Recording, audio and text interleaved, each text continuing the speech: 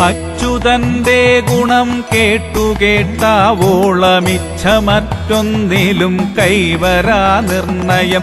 വിശ്വനാഥോദയം കേൾപ്പതിന്നും മഹാപാപികൾക്കെത്തുമോ കൃഷ്ണ രാമ ഹരേ കൃഷ്ണ രാമ ഹരേ കൃഷ്ണ രാമ ഹരേ കൃഷ്ണ രാമ ഹരേ രാമ രാമ കൃഷ്ണ രാമ ഹരേ കൃഷ്ണ രാമ ഹരേ കൃഷ്ണേ വംശോത്ഭവ കൈതൊഴുന്നേ.